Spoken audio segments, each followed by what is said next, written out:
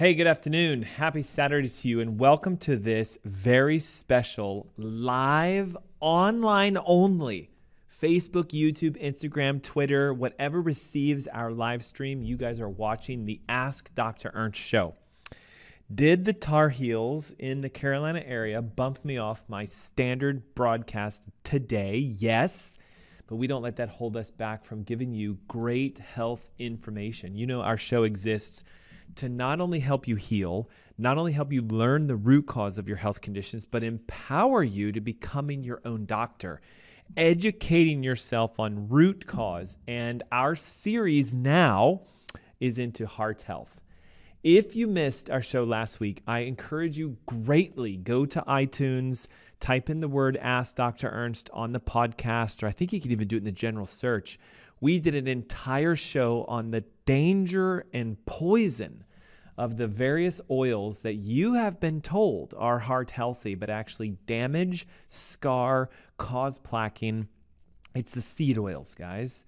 So canola and safflower and corn and vegetable, if it says it's heart healthy and it's a classic seed oil, run as far as you can. So you can download that podcast and get caught up. Today, we're talking about what I want to call the duping lie that you've been told about how your heart is going to explode and blow up and die if your cholesterols are off balance. Look, it is still happening today where patients come in and they'll say, my doctor just ran some tests, my cholesterol's high, and they're freaking out and they want to put me on a statin. And Dr. Ernst, what do you think? And when I teach you how I read labs, I'm going to show you today how to read cholesterol, triglycerides, LDL, VLDL, HDLs, what to actually look for to find out how healthy your heart is. You're going to learn that this myth, this concept that high cholesterol equals heart disease is a complete farce. And let me just show you a couple reasons for that. In the original studies, this is like 1950, late 1940s, there was this gentleman, his name was Ansel Keys, and he, if you look him up, is the cholesterol guru, the guy who came up with the theory, which, by the way, we now know is completely fake, made up, false. They disproved it, sorry. His thought was high amounts of saturated fats. If you eat butter and coconut oil and all this good fats, the saturated ones, right, that you would have heart disease, clogged arteries, cholesterol in your vessels, boom, strokes, heart attacks, etc. What you don't know is that while he studied a bunch of cultures, he removed the ones that didn't fit his model. Let me give you an example. Do you know the phrase Maasai, if I say this? It's a tribe in Africa, the Maasai tribe in Kenya and Tanzania. Ready for this? Their diet is 66% by volume saturated animal fat. Yet they have almost no heart disease as a culture. Let's go deeper. The Eskimos, the Inuits up in Alaska, guys, their diet is like 75% saturated fat from whale meat. Wouldn't that be neat? Hey, what are we having for dinner tonight, love? Oh, we're having whale. Well, they eat whale because it's available. So Arctic whale, they eat the meat, they eat the fats, 75%. The average Eskimo cholesterol when tested is well north of 300. Yet they have the lowest heart disease risks, clogged arteries, blocked arteries, you name it, of all American culture. What the? Let's go even deeper. I'm going to try to pronounce this, but I'm going to butcher it like crazy. The Tokelau, Tokelau, the Tokelau of the New Zealand era, the islands around New Zealand, 60% by volume saturated fat. They eat more coconut than any culture on the planet. The bulk of their diet is coconut milk, coconut flakes, coconut fat, coconut things, and fish. So we have these cultures. There's even another one, the Rendili in Africa. They are in the northeastern border of Kenya. Camel milk, camel meat, and they eat a mixture of camel-based products. Camel milk, by the way, super high in saturated fats. The likelihood that you're drinking camel milk in the U.S., pretty low. It is available. You can buy it online. But look, 63% saturated fat in the northeastern Kenya cultures, almost no heart disease. The Maasai, 66%, almost no heart disease. So all this stuff you've been told, don't eat saturated fats, your cholesterol is going to go through the roof and you're going to die of a heart attack, is not true. So I have to talk to you today about them. What the heck causes it? How can these cultures have cholesterols of 300, 400, 500 and not get heart disease? It's because the number of your cholesterol, the total, does not define your heart health. I said it. I wish we were on the airways today. We would rattle feathers. I'd be getting phone calls like crazy. The texts would be coming in. If you want more information about the history, and listen, I even have those cultures I just talked about inside our ebook. We discuss the fact that a lot of these areas of the stuff, see right here on the ebook, there it is. You guys can download this completely for free. It has the history of what you've been lied to about your heart health. It talks about the real causes of heart disease. I'm going to share it with you today. It reveals the tests that you should actually get, not total cholesterol, LDL, HDLs. You can do them if you want, but they're meaningless in regards to actual functional heart health. In this ebook are the tests you should do. And we even have, watch this, an at-home test, I'm going to read it to you, that is more accurate at measuring your heart health risks than cholesterol and triglycerides. And I have a cheat sheet guide for you on how do you read that test. So this alone is worth hundreds of dollars because you can become your own cardiologist and fix your heart health yourself. So because we are not on the airways and we're streaming Facebook, YouTube, Twitter, Instagram, Gmail, wherever we are, in your inbox, above or below the video should be a link that says register to get the free ebook and join me for a masterclass I'm hosting in February. Okay? You can do this. You guys can take control of your heart health. All right? So here we go. Does this whole cholesterol thing actually have anything to do with it? Well, listen, cholesterol is there. We have it. It's a molecule. We need it. But it's not what you think it is. It's not the bad uncle who's going to take you down, all right? The truth about this, ready? Cholesterol, by definition, what we measure, this is going to blow your lid, isn't cholesterol. It's a lipoprotein, a fat protein. To give you an example, HDL stands for high density lipoprotein. It doesn't actually stand for cholesterol. Isn't that wild? We run cholesterol tests, but we don't look at cholesterol to tell you what your cholesterols are. If you actually had a raw cholesterol test, hey, how much cholesterol is in my blood? It would be extremely low because cholesterol doesn't float around by itself usually. It's bound to this protein. So we make an assumption that if you have a lot of a specific protein, you must have a lot of cholesterol then. Hopefully that helps you to see how crazy this fallacy of numbers are. What is HDL? High density lipoprotein. It is a protein that carries cholesterol and other things, fats and vitamins and minerals. What is LDL? The one that you're so freaked out about. Oh my God, Dr. Ernst, my LDL is 199. I'm going to have a heart attack. No, unless we do a deeper dive. It is a marker, but it doesn't mean heart disease. You have to look at the bigger picture. The problem today is even classically trained conventional cardiologists are zooming in on LDLs, looking at your total. Maybe they look at your triglycerides and they say statin immediately or you're going to have a heart attack. How many of you have been told this? It is not the case. You got to look much deeper. LDL by definition stands for low density lipoprotein. Again, note it's a protein, not cholesterol. And have you heard this one? VLDL.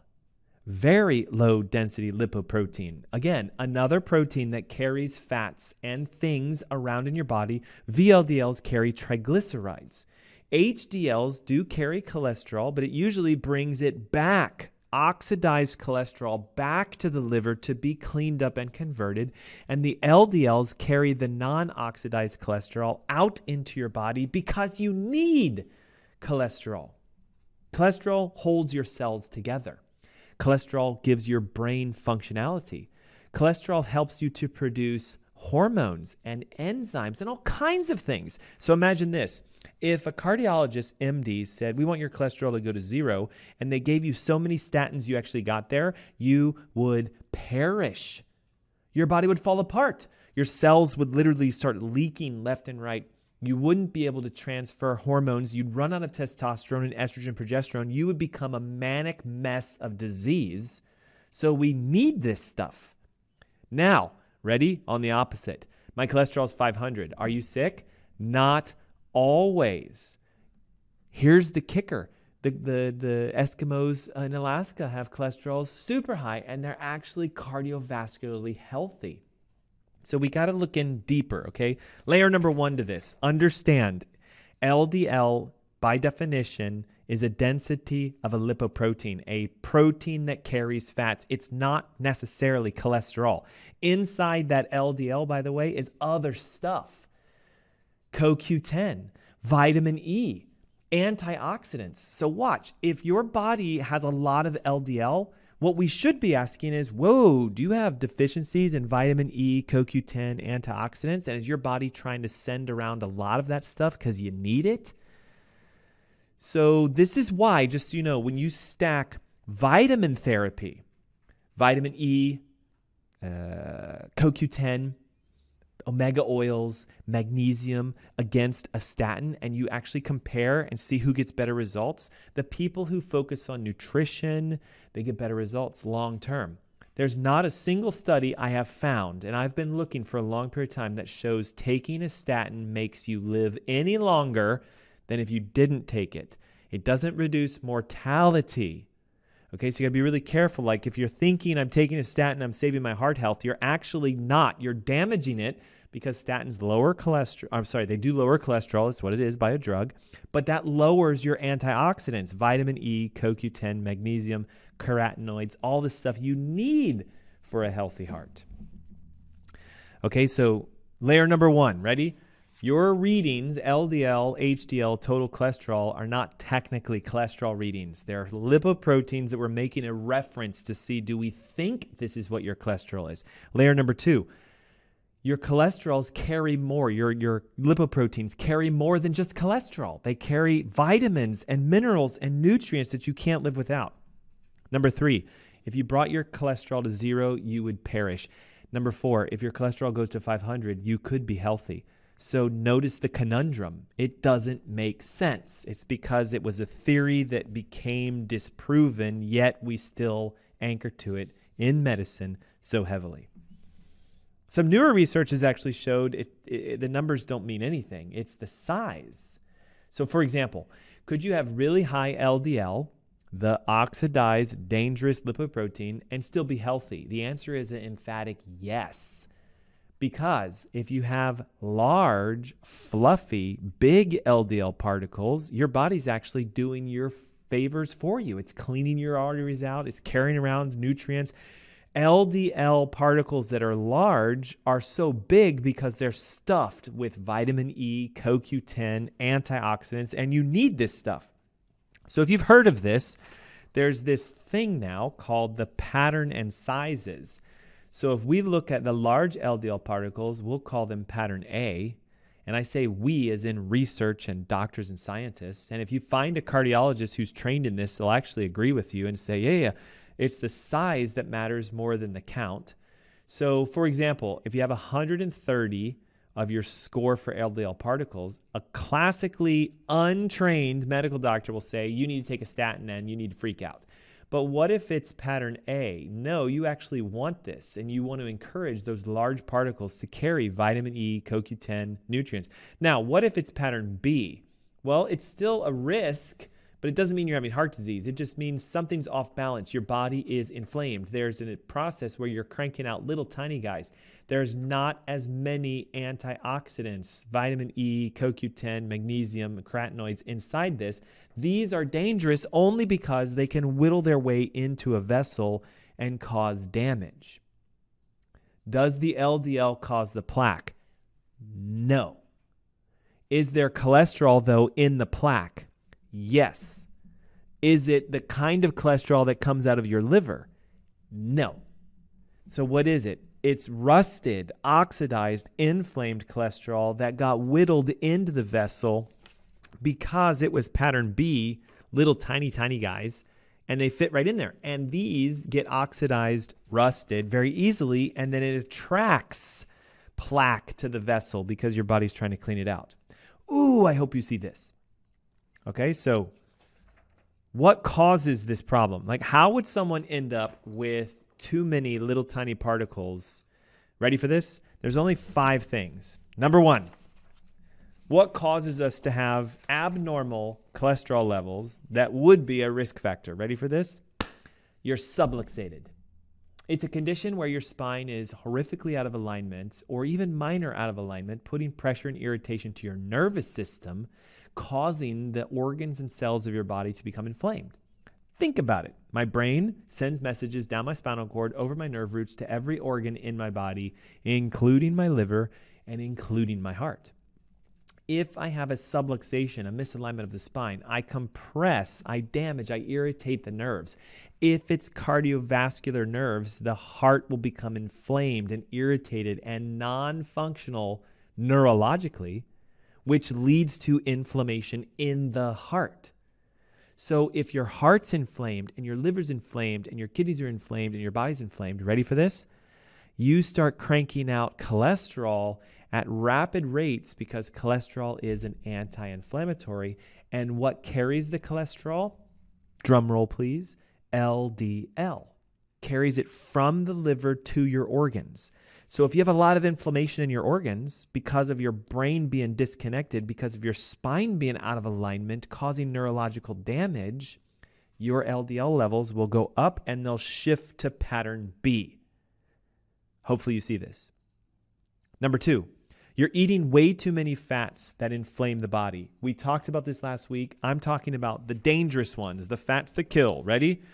The canola, the soybean, the sunflower, the corn, the safflower, the grapeseed, the margarines, the cottonseed, the peanut oils. All these oils that are heavily inflammatory cause inflammation, which makes your body send out more LDL particles because the cholesterol is anti-inflammatory.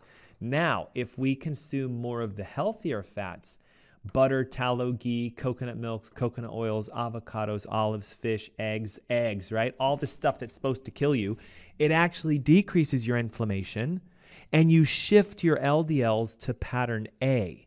Now watch, does the number go down? Not necessarily. I switch to healthy fats. I don't see my cholesterol go down. I see the pattern change. But Dr. Ernst, I've been on this healthy diet forever. My cholesterol numbers aren't going down. It's not working. You're looking in the wrong place. Stop looking at the number and look at the size. You need to have a test run called an NMR lipid profile.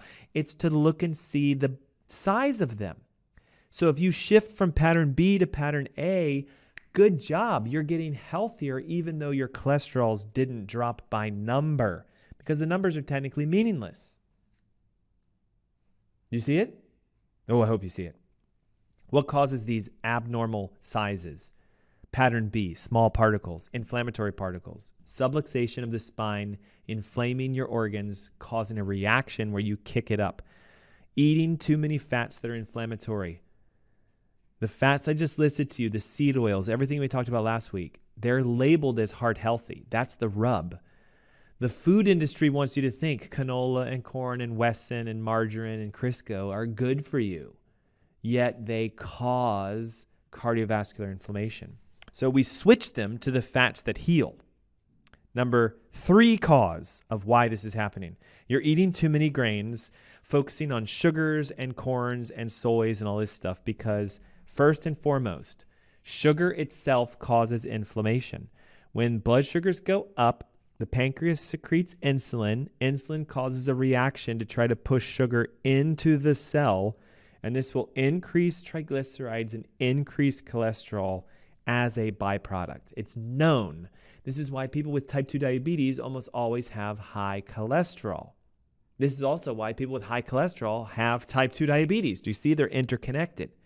So if I eat a lot of grains, corn and rice and wheat and oats and stuff like that, I'm increasing the sugar load to my body, making my body produce more fat, triglycerides, which causes inflammation. Here comes the LDLs out of the liver. The lipoproteins, note, not the cholesterol, the LDLs out of the liver, carrying the cholesterol to try to clean up this mess.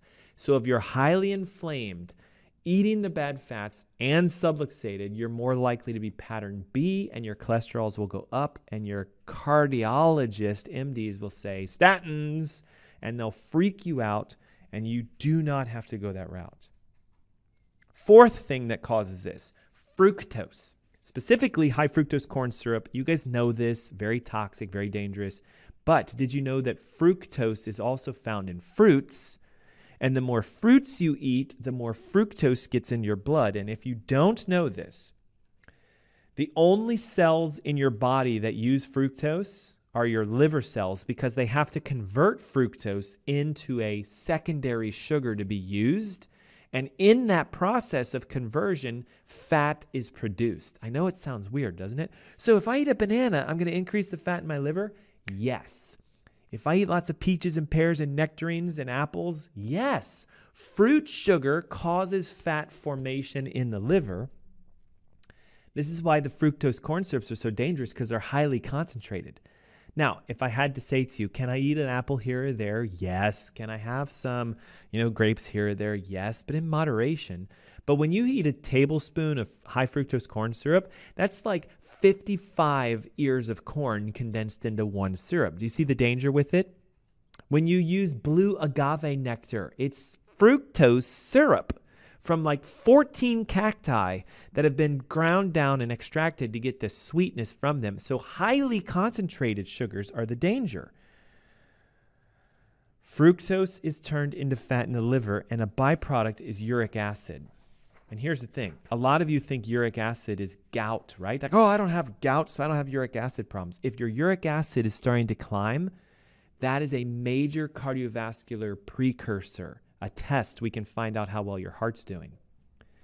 Uric acid shuts down nitric oxide production ability in your blood vessels. Did you know that? It inhibits what's called endothelial nitric oxide synthase. It's an enzyme that your blood vessels use to make nitric oxide. Why do we need nitric oxide? It's a relaxant. It lets the blood vessels open. Now, how cool is it that God made your blood vessels able to produce its own relaxant when working properly? When your uric acid levels are not too high, you actually expand the vessels and your blood pressure goes down and the inflammation goes down. But if you eat a lot of fructose, it will turn into uric acid and it shuts that enzyme off. And guess what happens?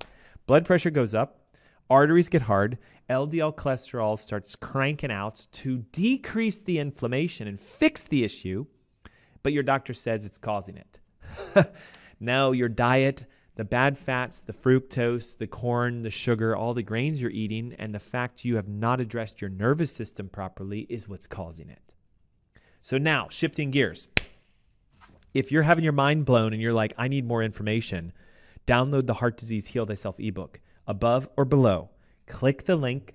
It'll instantly take you to a page where we just ask for your name, phone number, email, and boom, ebook is yours, and then you get to register for my masterclass. Why am I hosting this event in February? Well, first of all, it's Heart Health Month. Why not? Second of all, it's Valentine's. And Valentine's has to do with the people you love and cherish, and your heart is someone you should love and cherish just as much as everyone else. It's also because so many people deal with high blood pressure, cholesterol, sugars, triglyceride issues, you name it, palpitations, arrhythmias, heart health issues, and they are literally stuck in the muck of medicine. And if you want to hop out of that, you can. 12 strategies. Boy, we got a lot to cover in like 7 or 8 minutes. 12 strategies to fight back and get a heart healthy. Number 1, chiropractic care. I know what you're thinking. What? What does my neck have to do with my heart? What does my spine have to do with my heart? Everything. University of Chicago found out if you have vagal nerve subluxation, it'll raise your blood pressure by 10 points systolic and as many as 15 points diastolic, which long-term high blood pressure can cause inflammation to your heart. Other studies, the Journal of Vertebral Subluxation Research, that's a mouthful. Basically, people who study the spine and find out what happens when nerves are inflamed have connected your heart health to your autonomic nervous system. Meaning, if your system is neurologically controlling you at a good rate, you're not stressed neurologically, then your heart is healthy. But when you interfere with your vagus nerve and your sympathetic nerves, your heart goes rogue and does its own thing and becomes inflamed. Your heart is controlled by your cranial nerve number 10, comes out of the back of your neck just below your skull and your first bone, and the thoracic nerves in the upper part of your back. Thoracic 1, 2, 3, 4, 5. This is why when people have heart problems and their heart is hurting, they usually say stuff like, man, my shoulders are on fire and I'm getting numbness and tingling in my hands and it's running up my neck, because the nervous system is what controls it. So chiropractic care is strategy number 1 for improving your heart health. If you're not getting chiropractic for the sake of removing subluxations, you need to investigate that. If you need help and you're in the greater Carolina area, connect with our clinics. Go to AskDrErnst.com. Visit us and help you find someone who can help you clear that. Number 2, obviously, inflammation causes heart disease, so we want an anti-inflammatory diet. This is going to be a diet that you remove carbohydrates and grains and dairy, and you get rid of processed foods and seed oils. So what do we eat? Simple. Fish, chicken, turkey, eggs, nuts and seeds, grass-fed meats, green vegetables, healthy, high, nutritious, antioxidant foods. If you need help with diet, in the ebook is the Heart Disease Heal Thyself Diet. Another reason to download this and get it for free. Number 3, you need to start fasting. And the research is out to the nth degree on this. The more you fast, the healthier your heart gets. And it's mostly because when you fast, your body goes into a state of repair and regeneration for organ tissue. You can actually stimulate stem cells in your heart and get it to regenerate. But you can only do it through fasting naturally. Number 4, reduce your stress, please. Like, the more stressed out you are, we know it makes your blood pressure go up. We know it causes inflammation. What I recommend for the easiest way to reduce stress, ready? Stop watching the news. Amen, Dr. Ernst. Finally, someone said it. Like, you've got to stop paying attention to all mainstream media. Their job is to freak you out because they've discovered that the more doom and gloom they talk about, the more you seem to watch it. It's the rubberneck mentality, right? Horrific car accident on the side of the road. And 4 fire trucks, 17 policemen, and a helicopter. Don't you actually hit the brakes, turn your engine off, get out and want to go look? It's human nature. We're attracted to doom and gloom, and then we get all riled up by it. Watch out for social media reading, right? Comparing yourself to the Joneses, right? Most people's highlight reels is not what actually is really going on in their life. So you need to learn how to just zoom into yourself, your family, focus on God, start praying more, start singing in the shower, start dancing, start smiling. They've actually proven when you do something that is fun, guess what happens to your stress levels? It goes down. Start having more fun. Number 5, you got to sleep better. Most of us are not sleeping very well, and they've proven that if you don't sleep well, you damage your heart. Did you know this? If you sleep for less than 6 hours a night, you have higher risks of heart disease. Because when you sleep is when you heal. When you sleep is when you detox. The biggest problem that most people are doing is they're having too much caffeine throughout the day. They're loading up on electronics at night. And what I mean by that is you're watching TV in your bedroom, in your bed, trying to fall asleep. The light that comes off most electronics today is light, blue, bright to your eyes, and it tricks your brain into thinking it's 6 a.m. in the morning. If you don't know this, you've got to get your eyes out of light at night. The problem becomes we turn all the lights on at night, and we stimulate our brains. In my house, as soon as the sun goes down, all lights are off. The only thing we turn on are salt lamps because they push off an orangish light. It's a glow that actually represents sunset. And you're going to think this is nuts. The research shows it helps to increase melatonin, helps you to fall asleep, helps you to relax. So you need to control the color of light in your house at night. Number 6, magnesium. You're probably deficient in it. When you're stressed out, you burn through magnesium faster. You need to increase your magnesium, especially if you want a healthy heart. Green leafy vegetables, avocados, grass-fed animal products, raw chocolate. That should be a hallelujah right there. If it's 80% or higher and raw, dark, it's going to be loaded with magnesium. Pumpkin seeds are another one. But here's a great way to combine a stress reduction, heart-healthy event at night that helps you sleep. Epsom salt baths. They're the greatest thing you can do on the face of the earth to start relaxing because magnesium citrate is in Epsom salts. You absorb the magnesium through your skin. This is why so many people like them. And then get this. I've got a secret for you. There's so many magnesiums out there. There's like 18 different ones. So how do I know which one is good for my heart? Magnesium malate, morning. Magnesium malate in the morning. Magnesium glycinate in the afternoon or evening to help you fall asleep and relax. Malate in the morning, glycinate at night. These magnesiums help to relax. They've actually been shown to help enhance blood flow and decrease blood pressure. Something like 75% of Americans are deficient in water. I'm going to say 90% of Americans are deficient in the correct amounts of magnesium they need to relax. Magnesium malate in the morning, magnesium glycinate at night. Number 7, B vitamins. Listen, most people are B vitamin deficient. You can get them through dark leafy greens, nuts and seeds, eggs, grass-fed meats. But watch this. When you're B vitamin deficient, your homocysteine levels go up. Homocysteine is an inflammatory marker used on blood work to find out how inflamed you are.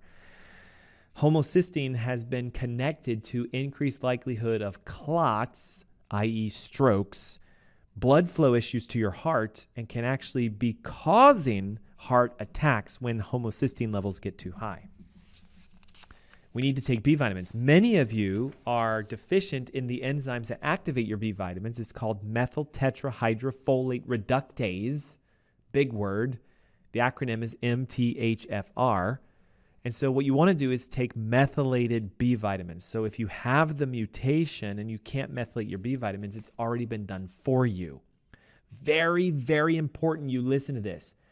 I'm not going to say the names, but over-the-counter stores that sell vitamins, you know what I'm talking about, rarely sell methylated B vitamins. So you need to get them from a high-quality source. We have products we use and recommend through our brand Eterna if you need help. Number 8, omega-3 fatty acids. These are your fish oils and your plant fatty acids. These are extremely helpful. And again, the majority of Americans are deficient in healthy omega-3s. Can you test for this? Yes. I've had some people ask, well, I use a lot of flax and chia and I'm a vegan, so I'm getting good omega-3s. Be careful.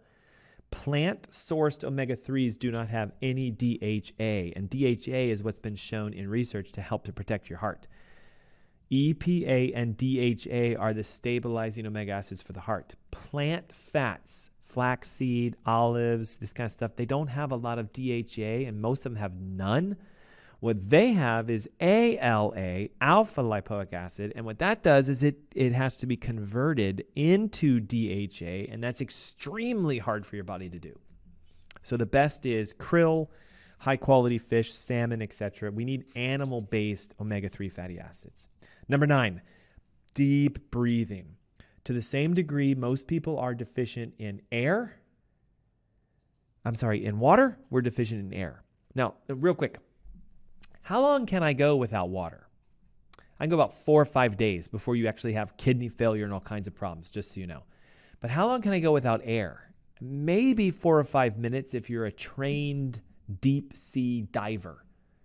So air is way more important than water, wouldn't you agree? So yet most of you don't focus on how well you breathe throughout the day. A lot of you actually breathe so poorly that if we were to measure your oxygenation, it's quite low. The other issue here is many of you are doing things that deoxygenate your body. Smoking, for example, sucks all the oxygen out of your body, most of it. So we got to be careful and we got to focus on deep breathing. So I like to teach something that we call box breathing, where you either do 4 or 6 seconds of an inhale, 4 or 6 seconds of a hold, 4 or 6 seconds of an exhale, 4 or 6 seconds of a hold, because it's training you to pull air in and push air out and strengthen your diaphragm. If you need help with deep breathing, just go to YouTube and type in deep breathing exercises. Just to show you how powerful breathing is, if you've heard of the Wim Hof breath method, this guy, Wim Hof, has figured out how to do a breathing technique that he can actually increase his body temperature, change his core functionality, lower his heart rate. He's changing his body's reaction through breathing. This is huge. Number 10, you got to start grounding yourself. Look, so many of us spend so much time with rubber shoes on, standing on concrete, walking on plank hardwood floors, and we haven't touched the earth in months. This is why you feel so good when you go on a vacation and you sink your feet in the sand at the beach and you're like, it's the tropical environment that's making me feel so good. No, it's not. It's the fact you just, for the first time in who knows how long, touched the ground with your bare feet.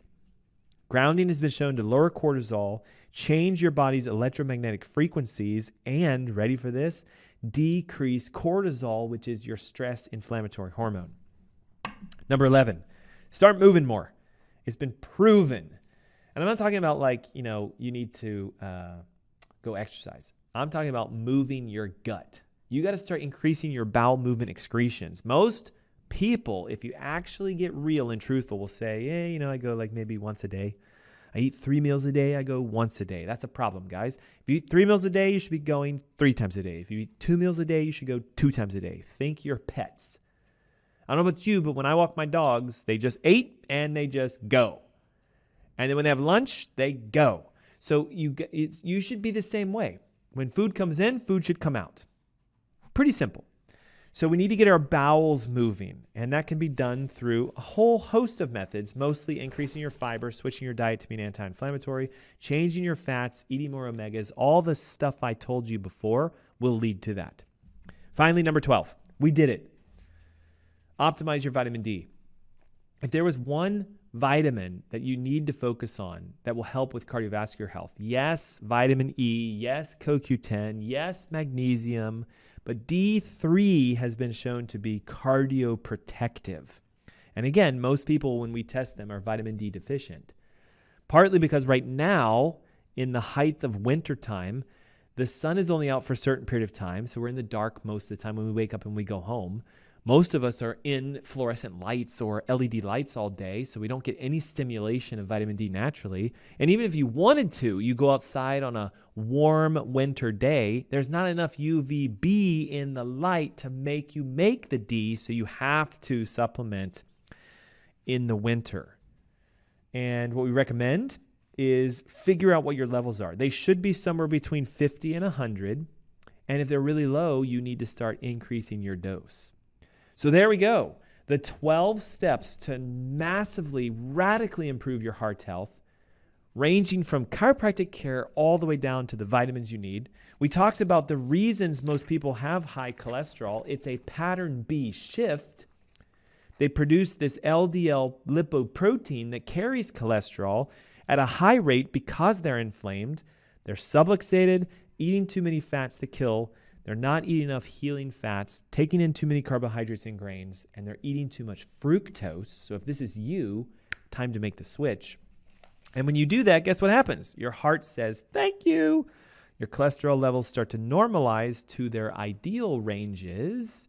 And if you want some information on where they should actually be, saving it for the very end, right? What are the ideal ranges, Dr. Ernst? Hey, I'm okay if total cholesterol is between 180 and 300. Because this number doesn't really tell us much. What we want to look for is the ratio between LDL to HDL. If your LDL to HDL ratio is somewhere around 3.1 or less, you're good. If you can get it to a 2-to-1 ratio, you are a rock star no matter what this number is. And most importantly, the one very few people talk about is what's your triglyceride to HDL ratio. If it is in the 1-to-1 range, you're a rock star. What does that mean? Well, if your good cholesterol is 80 and your triglycerides are 80, rock on. It doesn't matter so much what your total cholesterol is because the triglycerides are the fats that cause the inflammation to the vessel in the first place. So if we can get your triglyceride to HDL ratio to 2-to-1 or 1-to-1, phenomenal. If we can get your LDL to HDL ratios under 3, ideally 2, you could have a 300 total cholesterol and be insanely heart healthy. Get it? Hopefully you do. Hey, if you need more information on how to solve this myth and mess called heart disease, download my Heart Disease Heal Thyself ebook. It is available for you in the link above or below, or you can text if you want to our call line, 704-906-2094. If you text, just name and email. And just know today is a special broadcast. Were there commercials? Nope, because I wanted to come at you hot and heavy because we're online only. And guess what, guys? Next week, it's the same thing. So I'm going to do the same thing next week. Invite your friends. Send them this message. Let them know we're talking about cardiovascular health. I'm going to talk next week about blood pressure and the greatest things you can do to help with that. By the way, it's almost the same 12 as this. And we're going to help you guys solve heart health issues. Take a moment right now. Click the link above or below. You're going to be invited to our February 10th masterclass, Solving Heart Disease Naturally. You'll get the free ebooks, and I love that you guys joined us today. Hey, if you have a question or a comment, again, chat above or below. My team and myself will monitor this all throughout the day today and even into next week. Ask away. It's called Ask Dr. Ernst for a reason. If you don't ask a health question, we can't give you a health answer. So be bold this year. Be brave. Share this. Like it. Comment. Do whatever it takes to become a purveyor of your health. We're here to help you if you ask. Thanks so much. I'll see you guys next week.